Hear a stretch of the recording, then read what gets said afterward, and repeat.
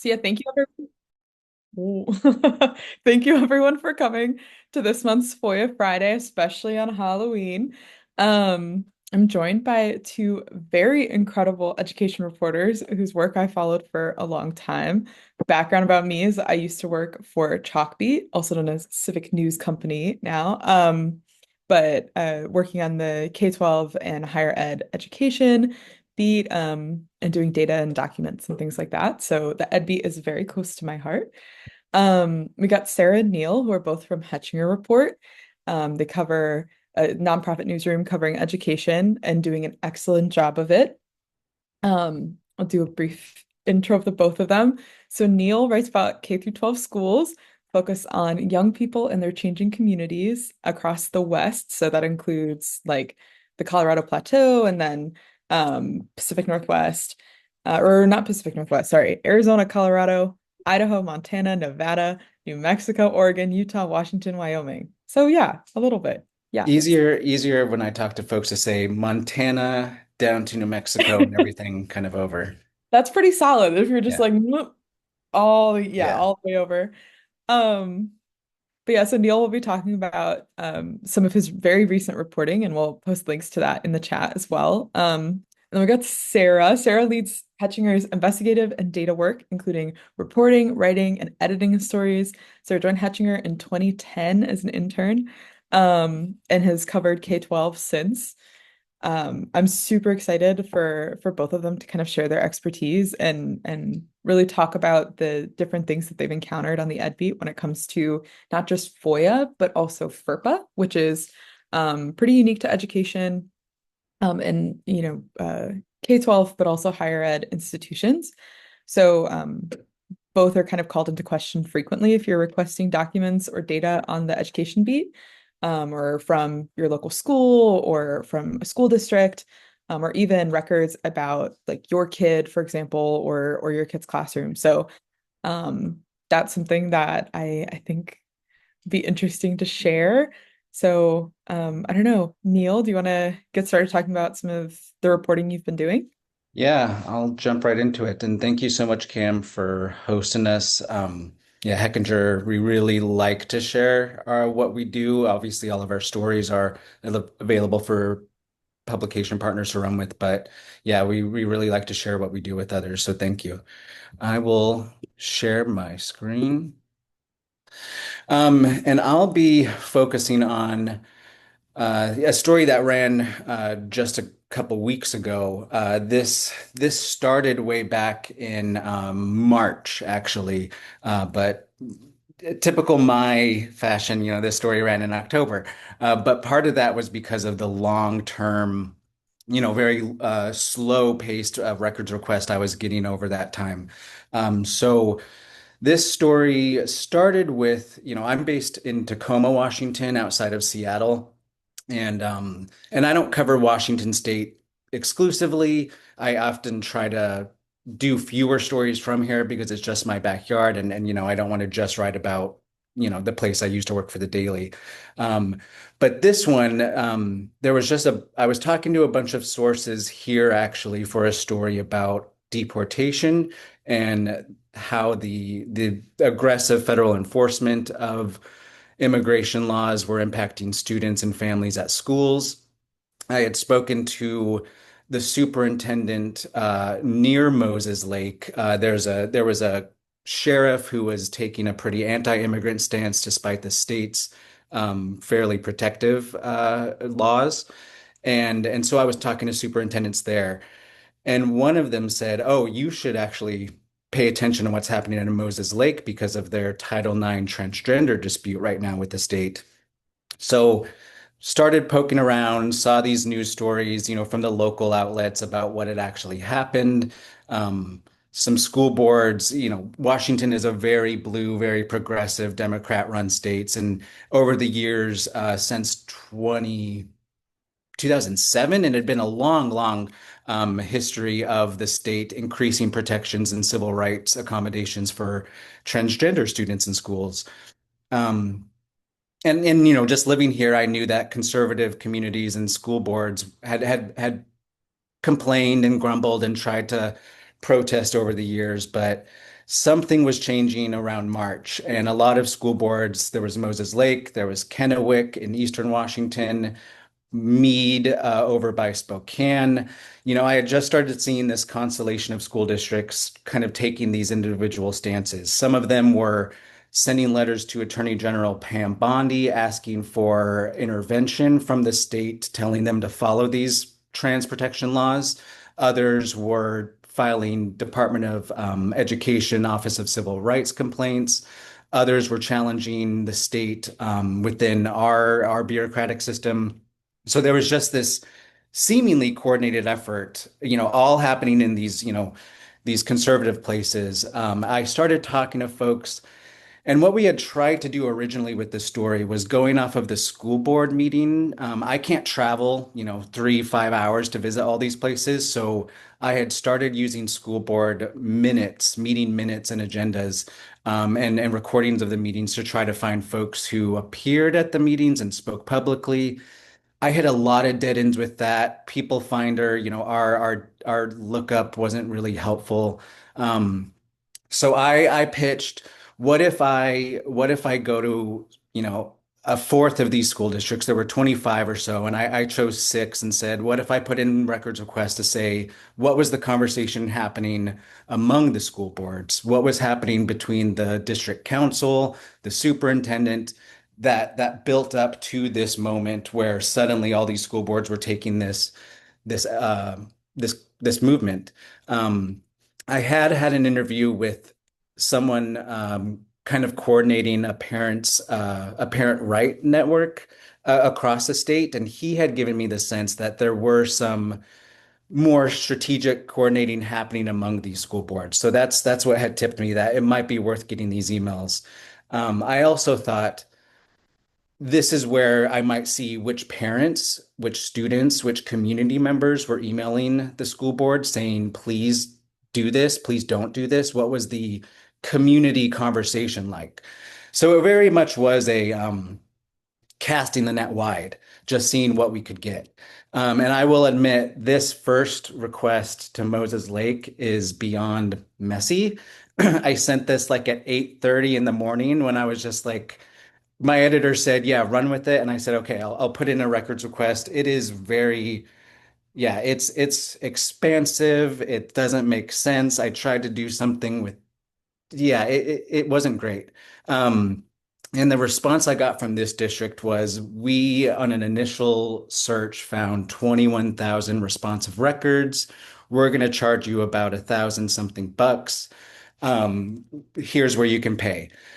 Um, so I talked to them and negotiated a different way to go about this. And that conversation helped me frame, I think, just some small tweaks to the same requests that I put into other districts. So they had called me back pretty quickly. And so I started reframing what I put to Kennewick, what I put to Meade.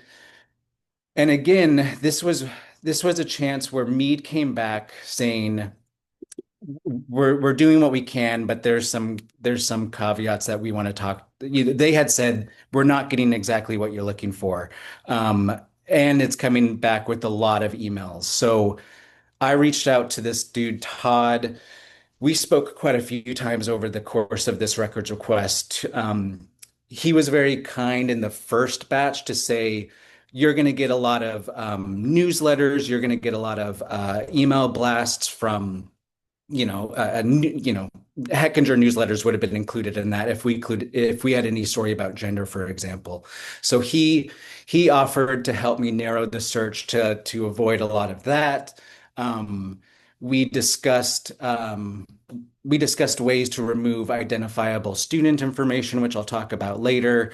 But this was an example where talking to the records request person was super, super helpful just to get a batch of emails quickly.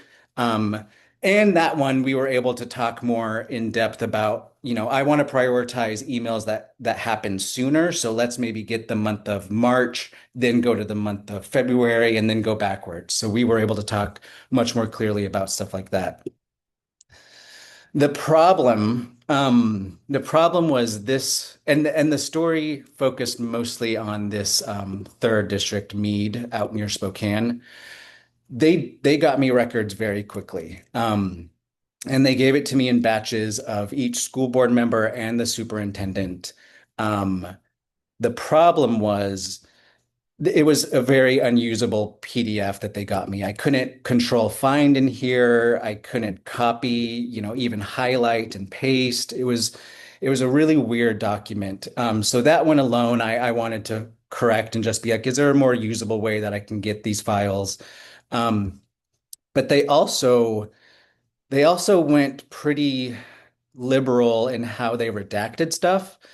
So here is an example of an email that one of the board members got from a student. Makes sense that they would redact the student name, the student contact info, I think, and of course they list all the reasons they exempted there. But then this was something I hadn't really seen before. Um, they redacted this mother's email address, the name of the school she used to be the PTO president at, and then just her name. And I'm assuming this must have been her phone number. Um, and that was weird. Uh, and so I kept on going through the records requests, and there were a lot of redactions. This one for clients or for attorney-client privilege. But others like this was the school board president talking to, I don't know, people who maybe have some kids in the school district. And again, student information was the reason. So that caused me again to call the school district and be like, what is going on? They had this was another just example of the superintendent's emails where just full on redactions. This was an email that it looked like, this same mother that I had just shown on the school board's email, they'd redacted her name. And here's an example of the superintendent, using that mother's email address to find this woman's employers and email her employers. Um, and that this was all just like escalating kind of the tension in this community and in fact making me much more curious about this. I probably would have overlooked this email if I hadn't seen the redactions, funnily enough. Um, but this is what made me call the FOIA officer to discuss what was going on. Um, I'm grateful to be on this call because I might want to see if folks can chat with me about this. But the way that um, the way that this school district justified getting rid of the parents' contact information or identifiable information was Washington has a provision in its Public Records Act that allows school districts and I guess all agencies to if you can identify a student by connecting the parent's name or the parent's email address or parent's information, they allow a pretty broad exemption to redact that. Um, we had a long back and forth about how they were applying this.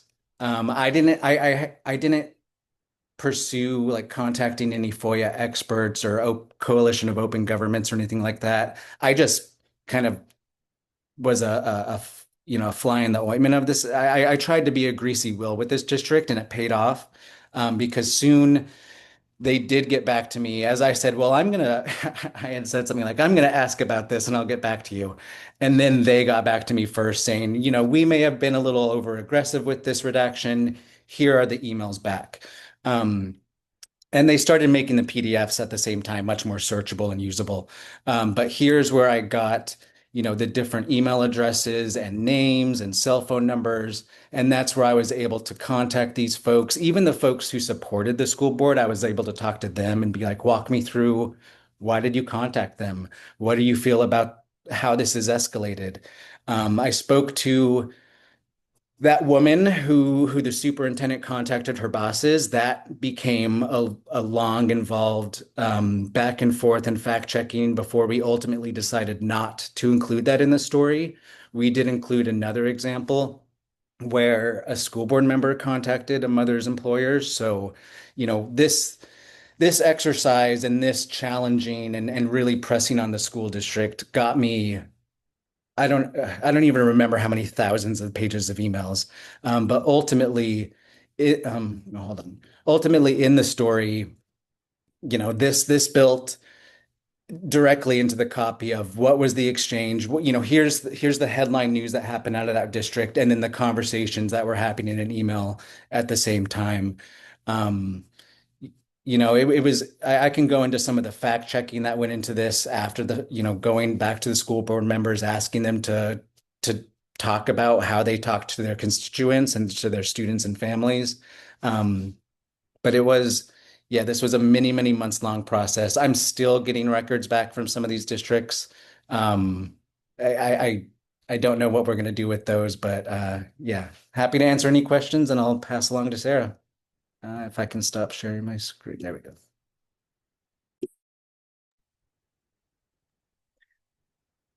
Um, Neal actually presented about this to our staff when I was out, so I'm like so happy I finally got a chance to get some more of the backstory.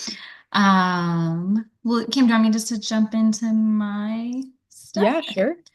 Um, And then, folks, if you guys have any questions for Neil or Sarah or about requesting records on the Ed Beat or exemptions you might run into, just feel free to put them in the chat, and then we'll have a section for kind of Q&A and open chat and discussion towards the end.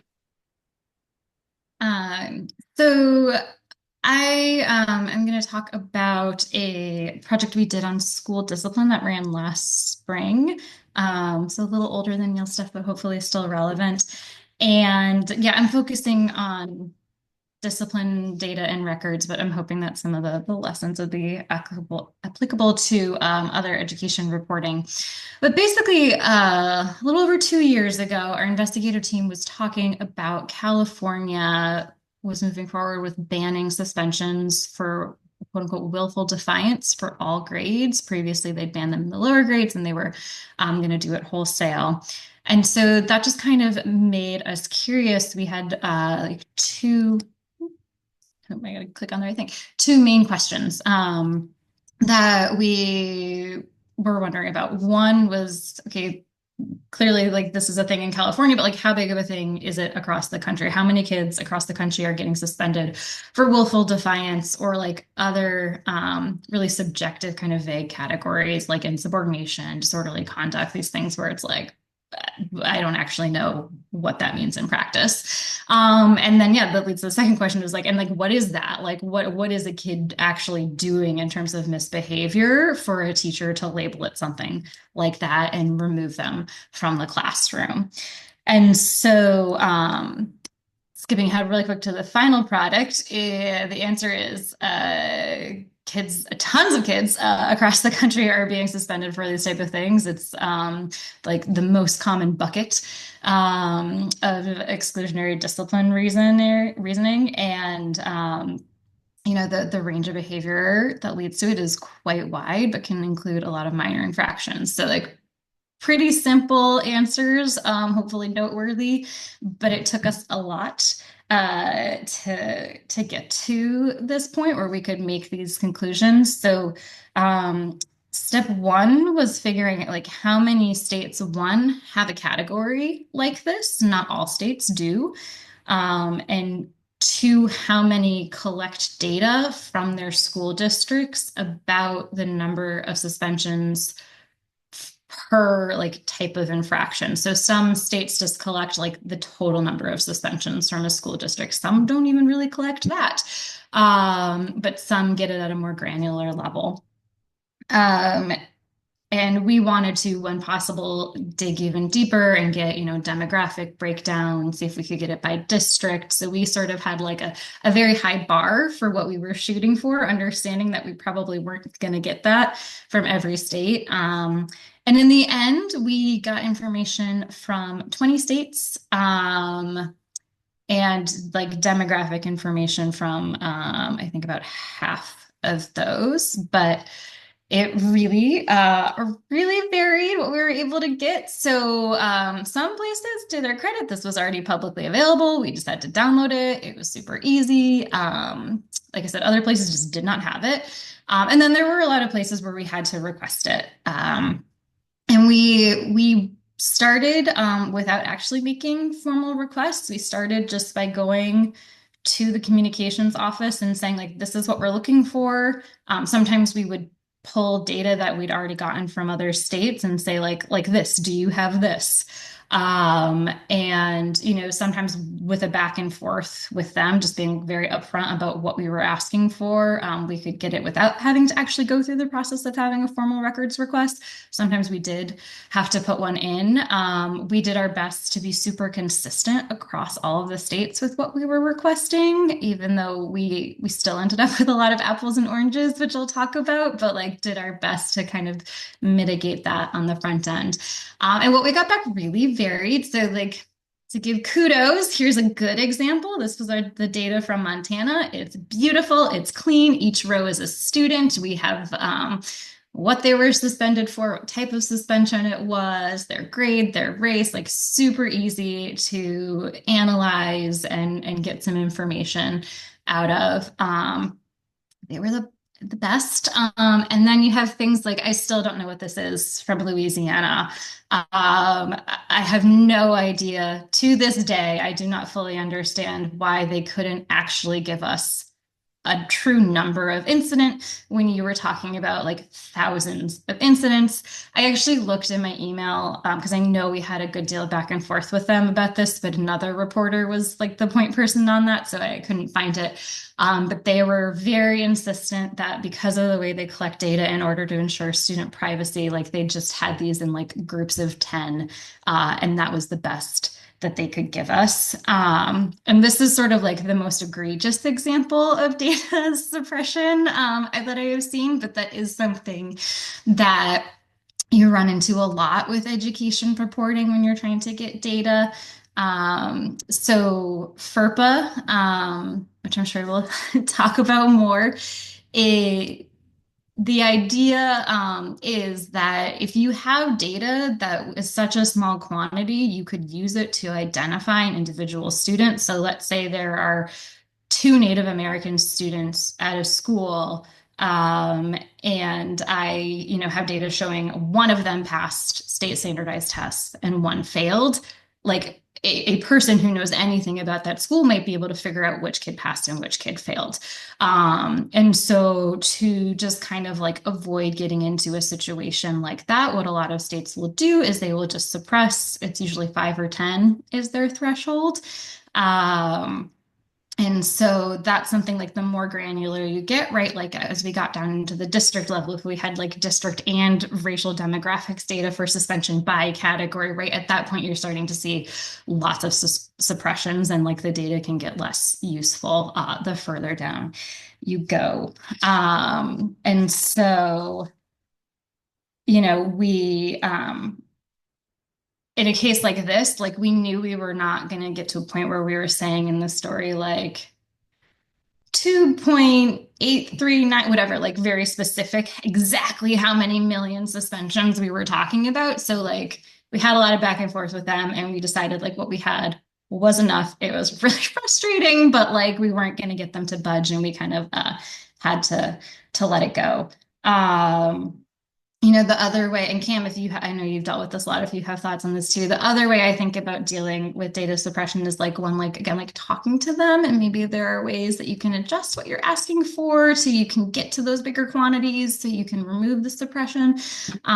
That's step one, not in the case of Louisiana right now, but in others. And then, when I'm working with data that has data suppressions, I'll kind of like plug in different numbers within those thresholds to like run it different ways. So I'll assume the least for all of them. I'll assume the most for all of them. If I'm like trying to see the difference between Black students and white students, I might assume like the most for Black students, the least for white students, and see like, if these small numbers were to change, does that change the aggregate analysis? And again, in this case, like we were talking about millions of suspensions. So like this wasn't going to be an issue, but sometimes it can be. So in the end, like I said, we got data from 20 states, but back to this one for a second. again, apples and oranges, we couldn't compare everything super neatly as it was. So like you can see here, like an overview of some of Montana's categories. So they had like several different categories for weapons. Some states had like one category for bringing a weapon on campus. Other states had like several categories, but they were different categories than Montana had.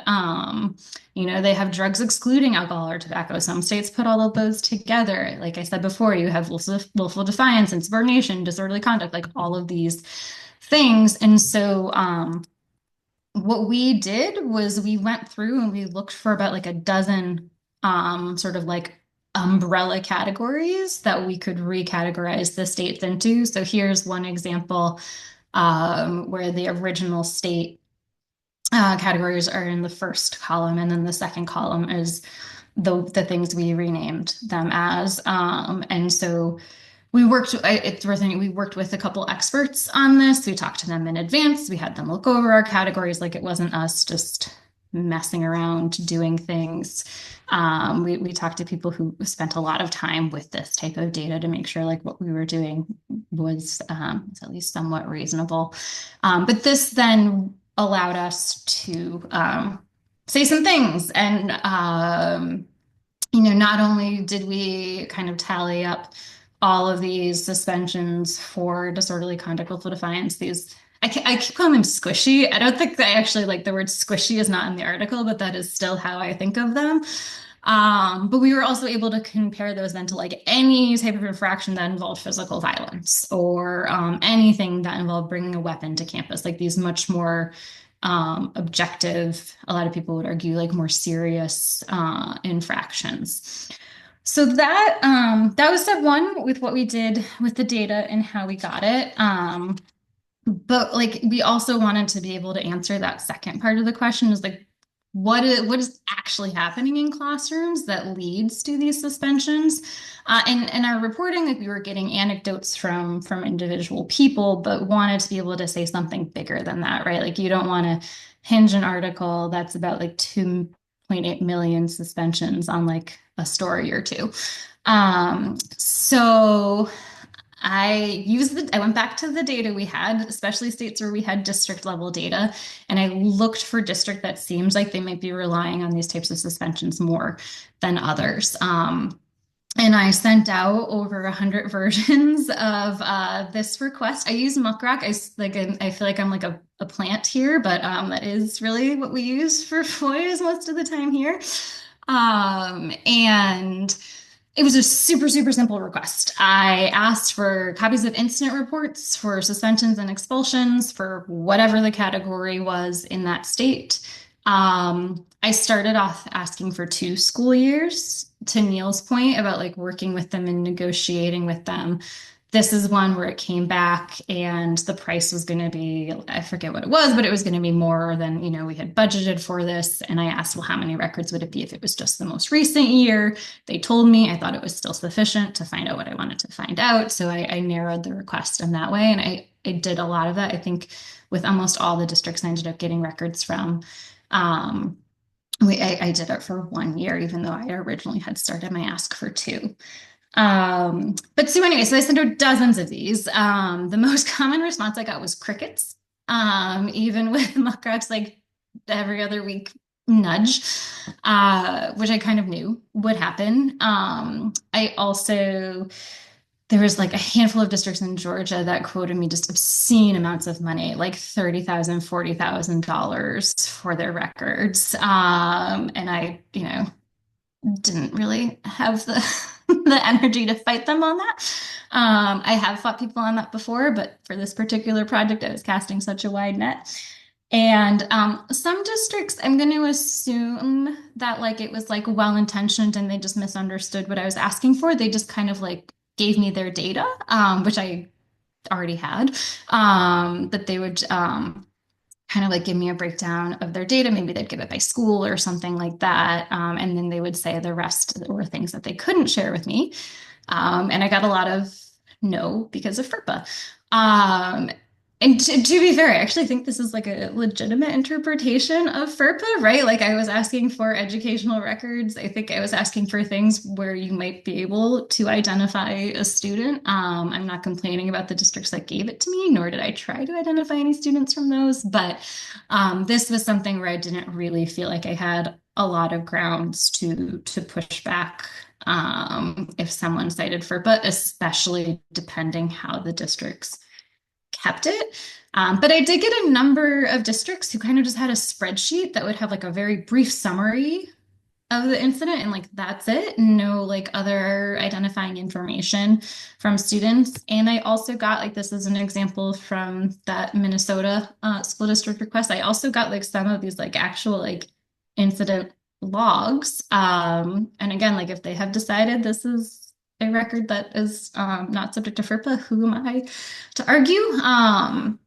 So in the end, I got info from 12 school districts, which I felt like was about like 10% of the record requests I sent out, which was not a terrible return. Um, I had the luxury of like not needing it from a particular district or from a particular area of the country. I know that is not always the case, but I cast a very, very wide net. Also, once I had like one example in hand, I could send it to other people. Like so sometimes I would hear back like we don't call it an incident report. Like what are you talking about? And I would be able to say like, here's a page that I got from this other district. I'm looking for something like this. Do you have this? So in total, I got more than 7,000 discipline records across these districts. And they were great for more anecdotes, but we wanted to be able to do something a little bit more with that. And so we decided to code them to kind of lump them into some common groups. Because like I said at the onset of this, the behavior that we found, it like varies wildly from like a kid. It sounds like just like straight up like destroying a classroom, like overturning tables and chairs and kicking and punching and biting teachers and ripping things off the walls and all of that to like, a kid telling his teacher to F off. Which also not good, but like that seems like those are kind of like maybe not in the same bucket of like overall behavioral challenges. So we wanted to be able to say like how many of these were somebody swearing, how many of them were somebody like not where they were supposed to be, like skipping class was really common to fall under insubordination. And so identified like a few main categories, which you see again in the first column here. And like, we this is pretty messy, but like had just like a couple notes to make sure that we were being consistent in how we were using it. And I went through and I did a few hundred myself, and then I had someone sort of backstop me and do spot checks. And I think it's important to note that like there was no upper limit to how many categories a single incident could have. Like it could be that a kid refused to do work and then swore at his teacher and then left the room, and that would be, three different things. And then once we did this, I did not do it, but we worked with a fabulous freelancer, Tasbia Fatima, who she made a machine learning program. So that's what these keywords are. We like fed that into it. They, computer used the ones I had already coded and ran through the rest of them to finish that process. And then, we looked at the accuracy rate, set it estimated. We went back and we did spot checks, and kind of the overall finding was that the accuracy was pretty good, and there was a very low false positive rate. So it's not like any errors that snuck through or like, the program assigning things that like didn't happen. It would be more like, missing something. So, and within that, we could tell which of the categories it was the most accurate with. So we focused on those. And yeah, so that led to, in the story from, again, these thousands of records, we were able to both have like a set of anecdotes and have some like aggregate summary findings, not just about the range, but about some of the more common things that we saw come over again and again. So that's that. And then Neil and I put together, just to round it out, we can go through really quick. This is our nod to Halloween. We're calling them FOIA tricks. But just some like overall things to keep in mind that I think helped us with our reporting. Um, this first one here, a lawyer taught me, and it's my favorite thing ever. Many of you probably already do this, but when I'm asking for like data, especially, or something I think that the district might not have a record of, like as I am describing it, I tack on or any record sufficient in the aggregate to show the above information. And that's actually the first time I got these like discipline write-ups was doing that. I was doing a story on long-term suspensions in New York, and I was trying to get data on how many kids were suspended for 20 days or more in school districts. And I just added this to the end of every one. And so a couple school districts did not break down the data like that, but in their like discipline spreadsheet, they had the days a kid was suspended. So they just filtered on that and handed me the rest of it. And it was like amazing and more than I had hoped to get. And that's sort of what prompted part of this as well. Um, Another way to get around FERPA is to have a source request their own records. Like part of FERPA is to prevent people like us from getting things we shouldn't. But on the other like side of it, it's so that students and parents can have access to educational records, and like that is their right. So if you are working with someone to tell a story about something that happened to them at school, they can get the records themselves, and it's important to remember that. And yeah, it's not always possible, I know, but when it is, I think just casting a wide net is the best thing you can do, because schools and districts are going to vary so widely in their interpretation of FOIA. And by doubling or tripling the amount of records requests you're putting in, you can get more and also kind of save yourself the pain of some of those like really, really frustrating fights where you maybe don't have as strong of legal footing as you might for some other type of exemptions. Yeah, and I'll say on that real quick. Yeah, out of I sent 6 records requests for my story, not knowing what I would get or who would play nice. Mead, and this is ultimately what happens, right? The districts, the agencies that do play nice the most get a lot of the attention in your story. So Mead reached out, negotiated, and got me stuff the fastest and the most thoroughly. So, that's why casting a wide net does help out, because you don't know if all of them are going to stonewall you or yeah.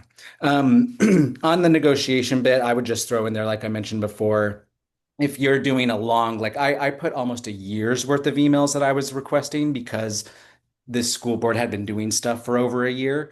But I really wanted to see the conversation more live. So I did go to the school district and say, give me the most recent and then do the month before, do the month before. That helped me actually craft language to put in to later requests so I could save that conversation in the next districts.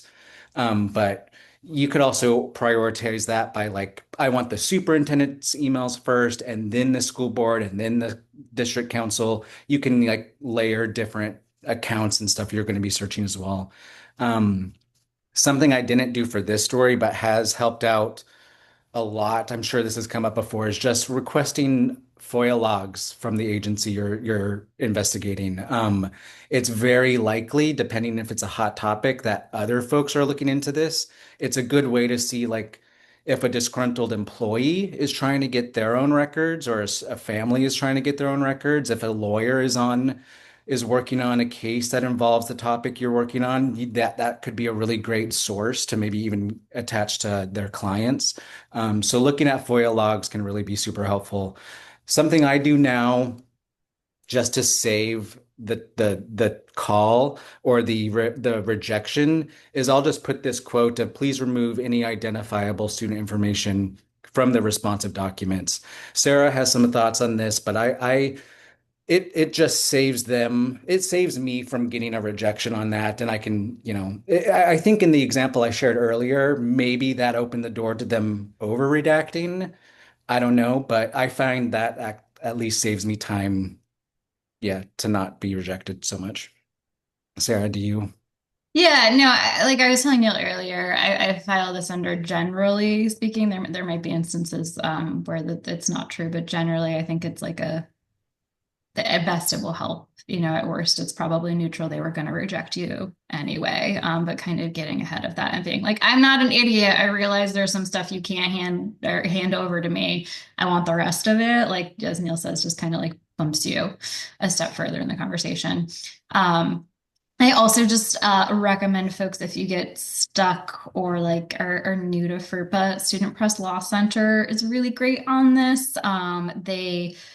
They will help professional education journalists as well. It's not just student journalists, although that is their focus. And they have some really great resources, which we can even like make sure in the handout that you give, but about like, what is FERPA designed to protect? What actually is an educational record and what is not that a district might claim is an educational record, kind of like Neil had to deal with in those emails. And so they're a really, really great resource if you haven't checked them out. Yeah, and then other organizations, I had mentioned like the Coalition of Open Governments. That's an association we have in Washington. Sunshine, Freedom of Information associations. Like they usually have folks either pro bono lawyers or other journalists and FOIA experts who want to help and really like getting information for other folks. So don't overlook those organizations. And then one final trick. I didn't do this with the district that was citing me like in $1,000 invoice, but sometimes if you are getting a large bill that you can't afford or just don't want to pay, you can just say, okay, well, I'm actually asking to inspect the records first. That's something I'll do sometimes in records requests is I say, if the charge is above like $20, I would like to inspect the records first to see which ones I want and want to actually pay for. Sometimes if you're lucky, like if they're physical records, you can bring, your phone and just scan each one. If it's, I've had luck where they mailed me print copies with an invoice and I just didn't pay. So like you never know what you're going to get if you just say I want to inspect the records first. You might have to go on site, so it's not helpful if you live hours away or states away from a place, but that's always an option if it's closer to home. Now I'm just picturing them trying to like come up to your cubicle and repo the records that they mailed you. I scanned each page and then mailed it back to them. There you There's go. one department that like fulfilled a records request that should have been thousands of dollars without asking if we would pay for it first. And then it was like they were like trying to like it was like almost like a Black Friday thing. They were like trying to like give me like a better and better deal to get the records. And I was like, I'm still not paying for it. Like I still would have said no if you told me how much it would be. So Like in the stop time that sharing we've too. spent going back and forth about paying for this, you could have fulfilled that, yeah. But no, all of those are great FOIA tricks. I think when it comes to this almost goes back a little bit to the data suppression thing that you had shared, Sarah. But one thing that I encountered a lot, um, and tend to encounter when, working with school districts on data is obviously FOIA does not require an organization to create any new records for you, but that does not mean that you can't call up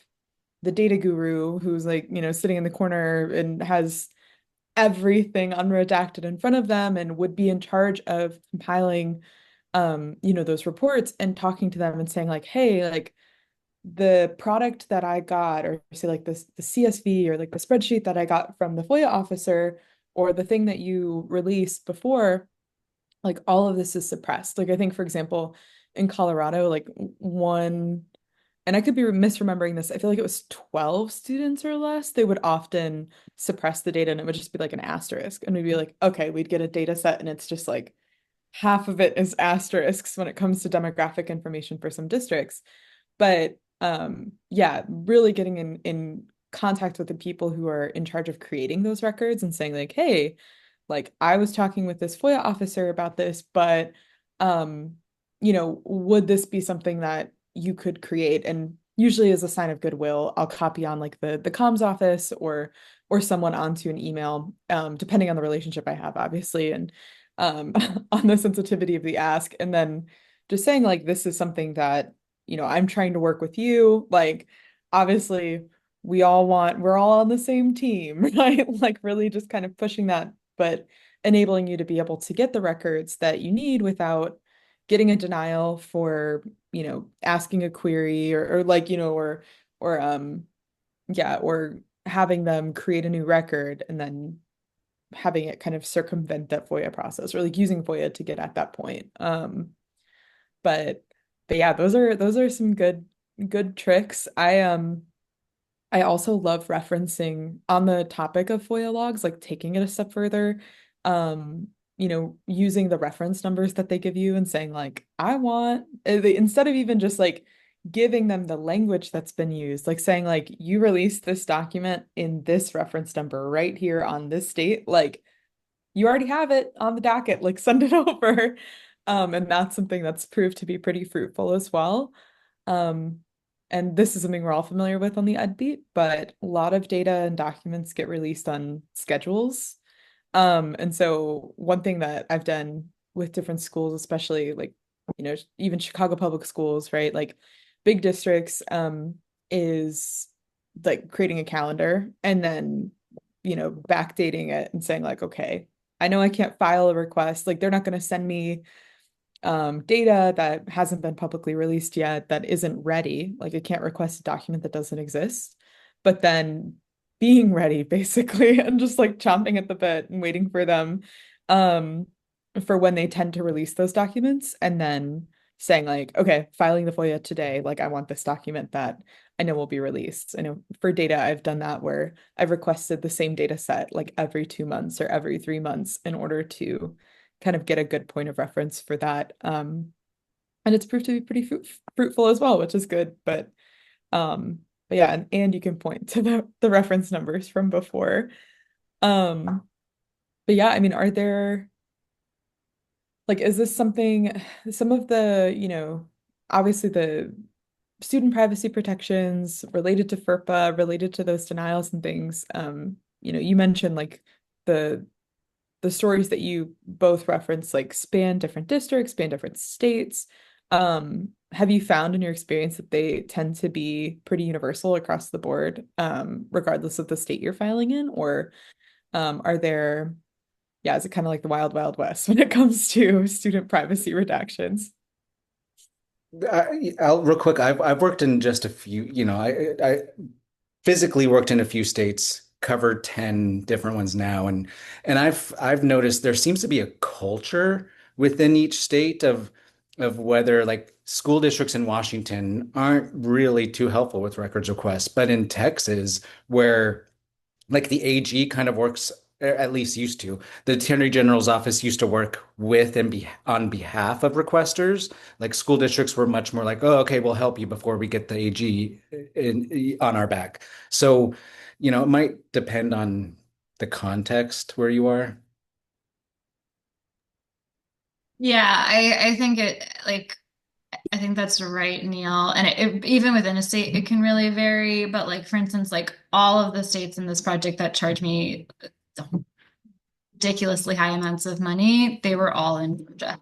I had states where like not a single district that I tried would hand over things. Rhode Island, I think like three of the six districts I tried gave me stuff. So like there are certainly common threads, and unfortunately for more local reporters, it might just be a bit of luck of the draw. But again, it never hurts to try, even if it's not the district that you're most interested in, because then that's something you can go back to the district you are most interested in and be like, hey, here, like just in case there's any confusion, here is like exactly what I am looking for from somewhere else. And they handed it over and they are, have to follow the same laws you do. So, And to Nancy's question in the chat, something that I found helpful when I was at a more daily newspaper where I was covering maybe one large urban school district that learned to stonewall and learned not to play nice with media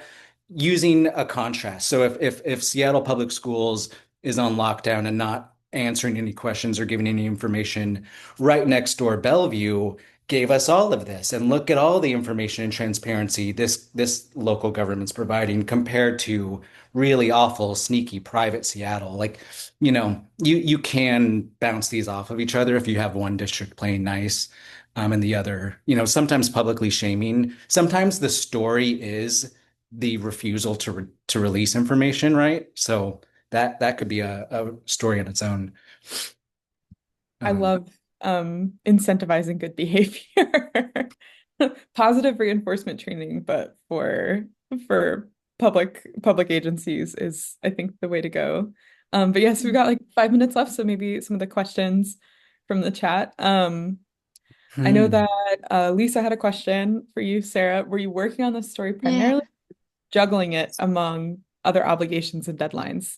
Yeah, so at the beginning, it was just sort of like slow burning, getting the stuff in, finding out what data we could get from states, what the data findings might be, starting to send out those other records. And so it was not a top priority. But by the end, it was sort of all I was doing. I'm remiss in not pointing out too that the bulk of the data work for this series was done by our data journalist at the time, Fazil Khan, who many of you probably recognize his name. He unfortunately died right before this project was released, but he did absolutely phenomenal work on it, and we would not have been able to do it without him. Absolutely. Um, N- Nick has a really great question here about, do schools have the same fear of a FERPA lawsuit as they do with HIPAA litigation in healthcare? What's the stick they're afraid of? I would love to hear more about that. I don't know if there's a FOIA Friday panel down the road from like the folks who deal with us, but yeah, I'm not aware. I would imagine they do have to be worried about being sued. I mean, my understanding is that, like, in a worst case scenario, they could lose federal funding if they violate FERPA, but it has to be like they have to have like policy. It has to be repeated. It can't just be like, oh shoot, we like handed that over without redacting that name. Like now we're not going to get Title I money anymore. Like there has to be a pattern and like part of their like standard operating procedure for them to lose that funding. But I think that I don't think it's ever happened. Don't quote me on that. But I think that is like the ultimate problem they could face. yeah, I Um, feel like I've found, I don't know, it's like a very much like your mileage may vary situation, right? Like from district to district as well. And even just in terms of requesting records from, yeah, Chicago Public Schools versus um a small like local township government or, like a smaller agency that might not have an army of lawyers and a full staff and everything. Um, Varying levels of FERPA knowledge, I feel like is what I'm trying to say there. yeah. So Yeah, Samantha's comment speaks to that, right? Like even in my six school districts, there was one person who handled everything in this tiny school district, and talking to him helped quite a bit. Another one, I was working with an entire department, so I knew they had their rules um and and they had a general counsel helping them block information. So you never know how full-throated their departments are. definitely. Maya had Um, a good question as well in our last maybe our last question. How do you think about how much to budget for FOIA for investigations? Oh, our business manager would love to answer this and probably politely shade me. It's really hard. There have been times where I have been like, this is such a simple request, and I get backed with like a giant invoice. And there have been times where I'm like, all right, this is going to be really expensive, but it's really going to be worth it. And they say, here you go. And I say, what?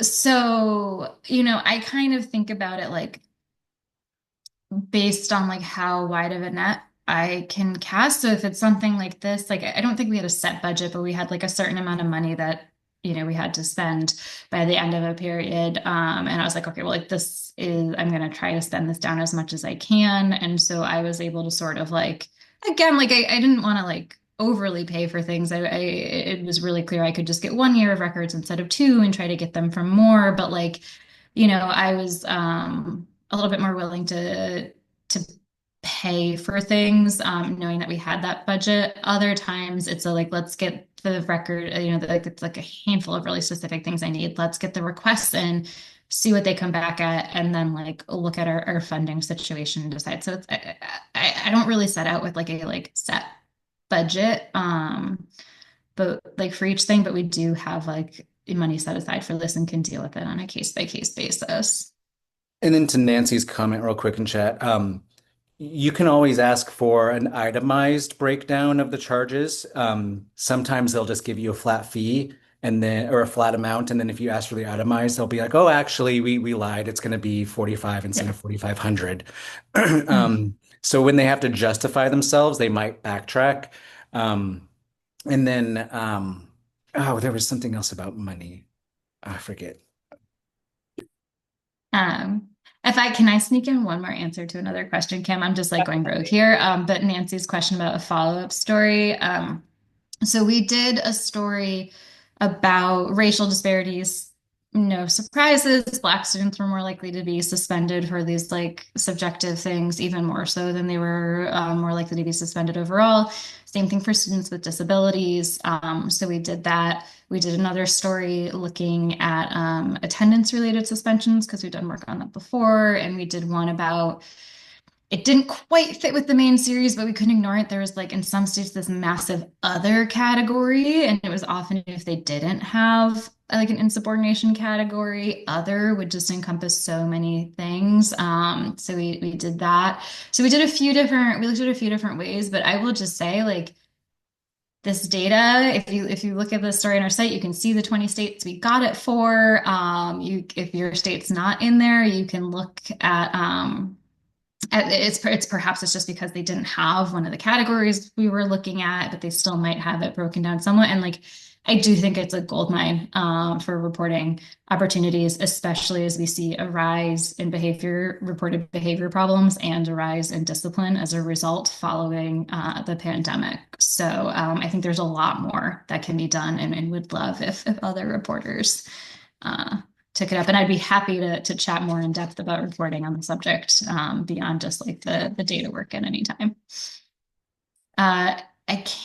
Illinois was not one of them, but I think it was one that didn't have a category we were looking at. If you follow up with me, I can double check on that. I know Indiana was mentioned in the Yes, Indiana there's had great data. that's that's good to know. Yeah. Like, And um, apparently great donuts. this is true. Full circle, like a donut, all the way around. But yeah, well, I put my email in the chat. I'll make sure that there's really good questions that were asked, so I'll make sure that the responses and everything get incorporated into tip sheet that'll be emailed out after this session. Um, if you have any other questions in the meantime, I will put one more time my email in the chat as well. Just feel free to reach out and I will do my best to help. But thank you so much, Sarah and Neal, for sharing all of your expertise, all of your spooky FOIA tricks on Halloween. And yeah, you guys have, at least in Central Time, 4 hours until the end of the business day. So if you are feeling so inclined to file some FOIA requests, you've got some time to whip some things together. Yeah, But you spook some FOIA officers before the end of the day. exactly, exactly.